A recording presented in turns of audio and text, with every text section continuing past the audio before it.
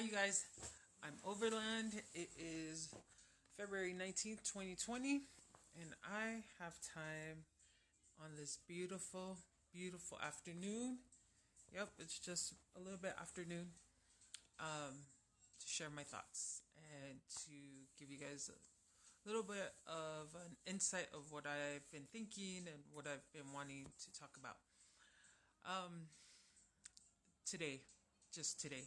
I've been talking about all week about not hiding yourself, about not um, giving in to fear and all this stuff. But today I wanted to talk about wake up. Just wake yourself up. Um, and I've shared this story about my coworker telling me the way he got through depression was just to get up and brush his teeth. You guys have heard me say um, in the past, like, just get in the shower, wash off all of the heaviness that is plaguing you, that is making you feel bad. And that actually has been, those two things have been such simple things, simple tasks, but has meant everything to getting me out of bed, to getting me out of my bad moods, to getting me out of my sadness, um, and reminding myself that there's so much to be grateful for. Damar Jones, I always talk about, if I'm not talking about my sisters, I'm talking about Damar and Elate the Minds. And he was talking today about, I'm trying not to mix up, we'll come back to that, but he was talking about some good stuff this morning that actually helped me to get out of bed too. Um, but yeah, it's just, I was on Facebook and last night, and this family had talked about their daughter being pronounced dead, and the cause of death was suicide. Um, Everybody knows I've been talking about suicide prevention since 2008, and I've had so many good experiences as far as for getting the word out. I've also had some very heartbreaking experiences while going through that journey. And I told you guys what it was like a month ago about meeting with DJ June and him just giving me insight about how to not come away from that message, but also to share who I am, aside from the message of suicide prevention. And so when I was listening to this family's, not listening, reading this family's comments about how they felt about losing their daughter, it's always a trigger. Every time I hear about somebody losing a loved one, hi, Sister Caroline, strangle you. Every time I hear about somebody losing a loved one due to suicide, it triggers me because it takes me back. Hi, sister. I hope you're having a good day at work. It triggers me back to my brother, Gual. Gual. Um, so it's so sad hearing about this young late girl. She was a returned missionary, and her family found her in their shed, and I just was like very heavy. That was part of the reason why I couldn't get out of bed today. And just thinking of this girl, and then thinking, yes, sister, please, love you. Thinking of this girl and thinking of her family, and them just sharing not only their testimony of God, but their testimony of their daughter. And I never planned to talk about suicide prevention. Um, that was a gift. That was a gift from, I mean, and it sounds weird calling speaking on suicide prevention as a gift, but it was a gift that I will always praise my brother Jacob Fitzmanu. He was a gift and my earth angel to getting me talking about it, because it transformed into a healing process at the time.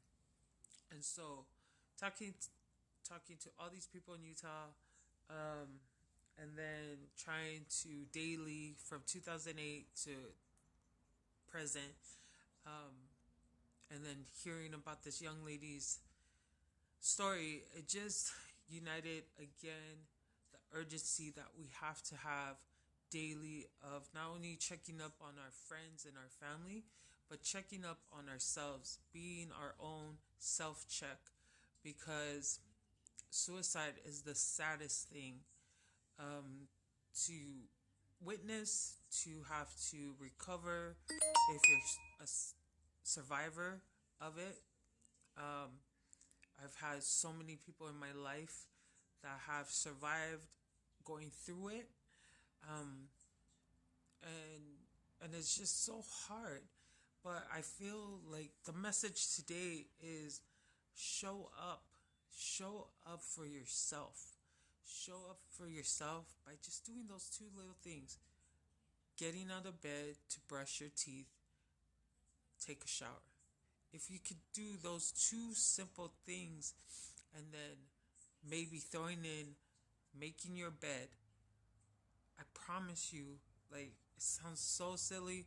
It sounds very like, really, just those three things, and I will want to live.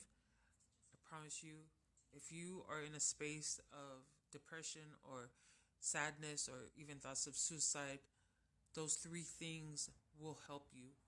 Um, and then I want to go into like talking about pride. I shared how I was prideful during my sister's baby shower, that I didn't want any help and all this. Pride will kill you.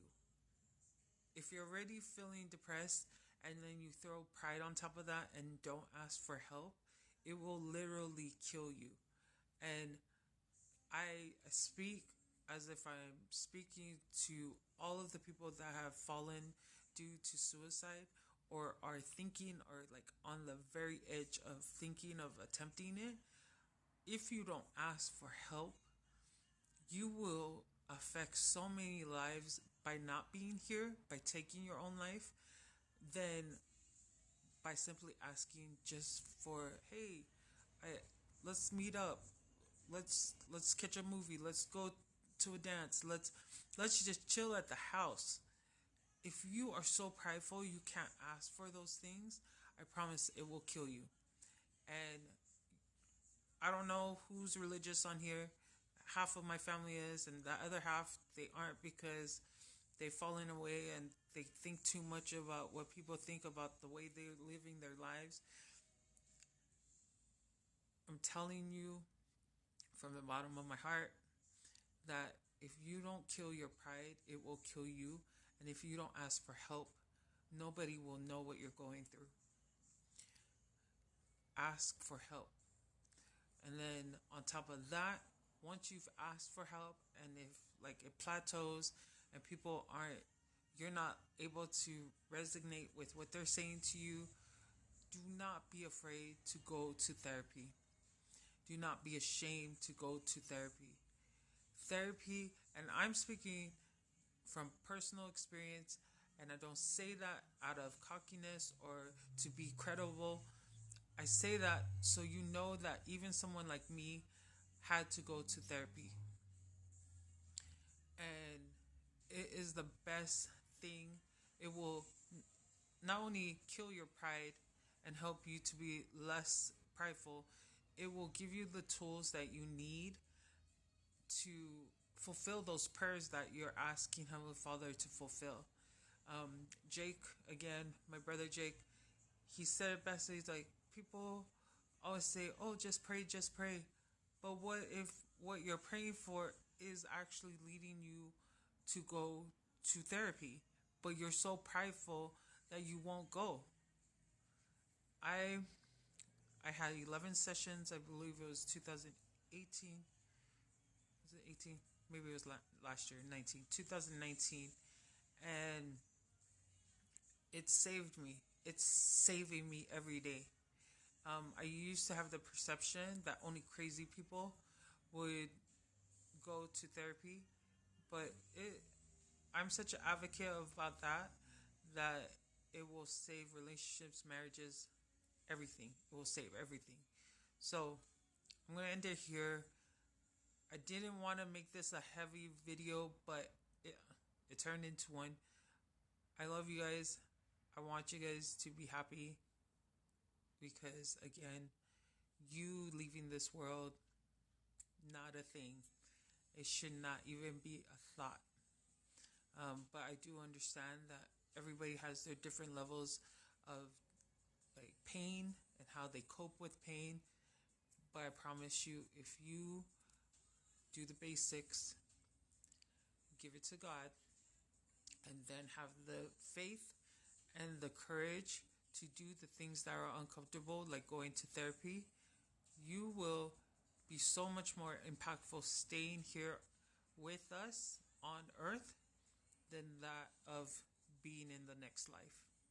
I guarantee you that is something that I just speak on all the time, not only for myself and the people that I love and want to see stay, but for the memory of my brother, because now he knows. Now he knows how many people feel such a huge void because he's not here. So if you're going through that, basics, give it to God. Do what's uncomfortable to get you saved. I love you guys. Talk to you tomorrow.